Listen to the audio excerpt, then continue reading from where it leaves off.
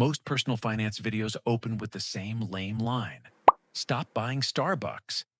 I get it, it's easy advice, it sounds smart. But let's be real. If skipping coffee actually fixed your money issues, then coffee wasn't the issue. Your finances were just fine. This isn't about ditching everything you enjoy. No guilt, no rice and beans BS. Instead, here are 7 stupid, simple changes.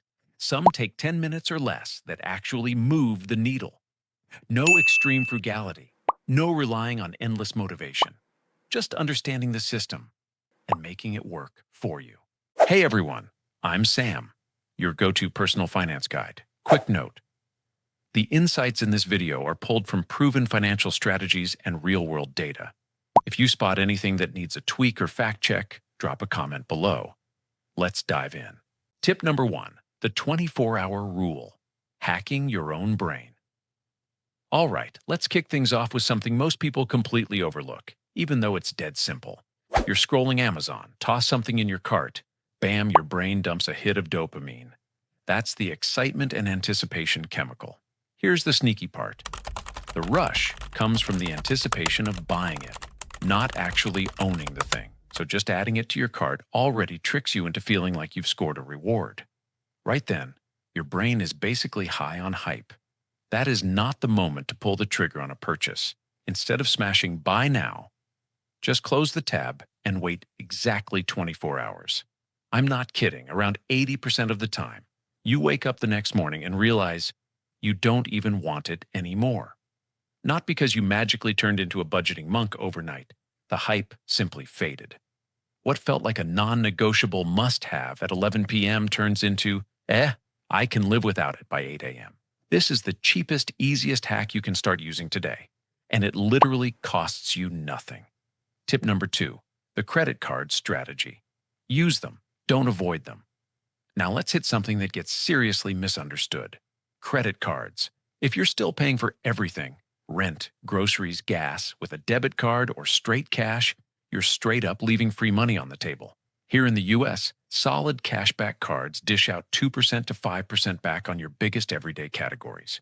Take the American Express Blue Cash every day, 3% back at supermarkets. Or the Amazon Prime Visa, 5% back on Amazon purchases. If you're dropping $1,500 a month in those areas, you're walking away from $45 to $75 every single month. That adds up to $500 to $900 extra a year, just for using the right tool instead of the basic one. But here's the non-negotiable part. This whole thing collapses if you don't pay your full statement balance every single month. Credit card interest rates in the US are hovering around 20% to 30% APR right now. Carry a balance even once and you can easily erase a full year's worth of rewards, plus a bunch more. So flip the mindset. Treat your credit card like a debit card. Only charge what you already have sitting in your checking account.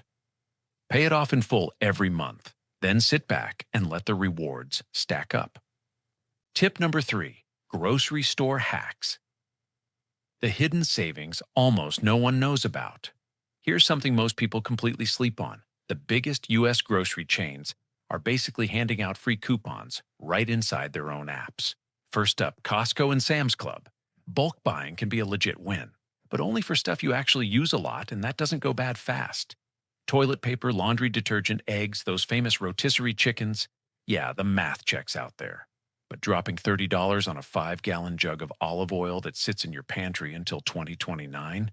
That's not a deal. That's just expensive storage. Now the real gold, grocery store apps. Target Circle, Kroger, Safeway, they all bury digital coupons right in the app, 100% free. You spend maybe 2 minutes clipping them before you shop, and they auto-apply at checkout. Some weeks I knock 10 to 15% off my entire bill just by tapping a screen. It's embarrassingly easy, and people still ignore it. Then there's Ibotta and Fetch Rewards. Scan your receipt after you shop, get a few bucks back here and there. It's not life-changing per trip, but stack it over a year and it turns into real money. The best part? None of this forces you to change what you buy or where you shop. You're literally just adding one tiny 30-second step before or after. That's it.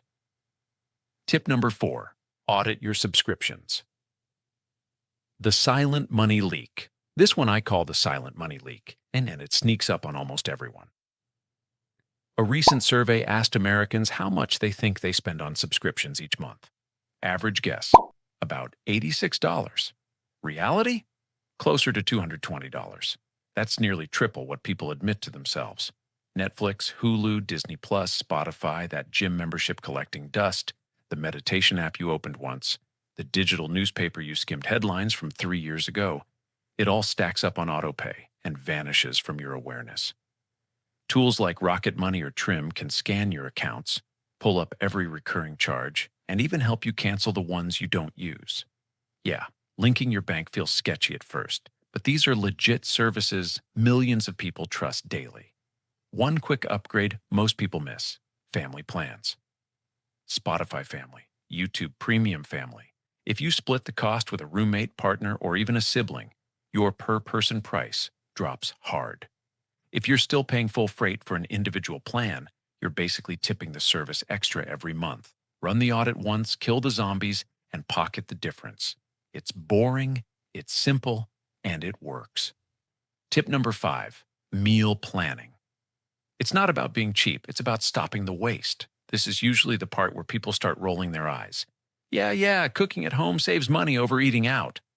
Sure, that's true, but that's not even the real point here. The actual money drain isn't eating out versus eating in. It's food waste. The USDA says the average American household throws away about $1,500 worth of food every year. That's groceries you buy, shove in the fridge, forget about, and eventually trash. It's not because you're wasteful by nature. It's because there's no plan. Meal planning doesn't need to be some elaborate spreadsheet nightmare. Every Sunday, spend exactly 10 minutes jotting down 4 to 5 meals you'll actually cook that week. Buy only the ingredients for those meals. Stop grabbing extras just in case or because they looked good on the shelf. This ties right back to the Costco Sam's tip from earlier. Bulk buys only make sense for things you know you'll burn through, not random stuff you impulse grab because it's a deal. And look, if you still want to hit DoorDash or Uber Eats once in a while, go for it. That doesn't undo everything else. Building better habits isn't about perfection. It's about cutting the dumb leaks. If these tips are clicking for you so far, do me a solid, smash that like button, and share this video with a friend who could use the nudge. It really helps the channel grow. Tip number 6, negotiate your bills. The 10-minute phone call worth $500 a year. Here's a hack almost nobody actually uses, even though it takes 10 minutes, 0 lifestyle changes, and can put real cash back in your pocket. Call your providers and negotiate your recurring bills. Internet, cable, car insurance, home insurance. Most people either don't realize it's possible or assume it won't work. Truth, these companies dangle promotional rates to hook new customers all the time. They just don't hand them out to existing ones, unless you push.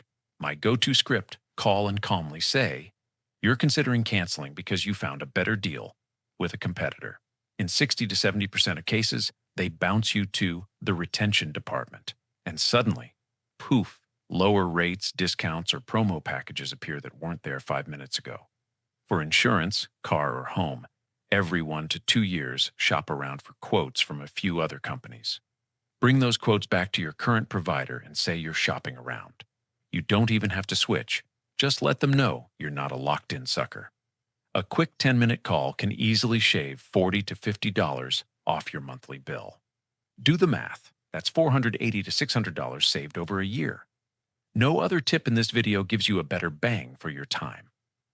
Pro tip, have competitor offers pulled up before you call. It makes the conversation way smoother. Tip number 7, the zero-out method, friction-free saving.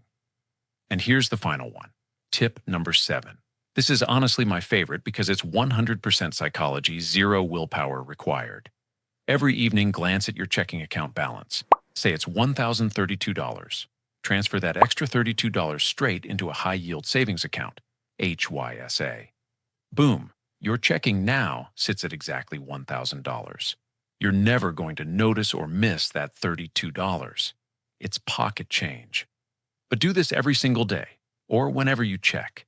And with current HYSA rates hanging around 4 to 5% APY, those little transfers compound into a real emergency fund over time, without you ever feeling like you're sacrificing anything.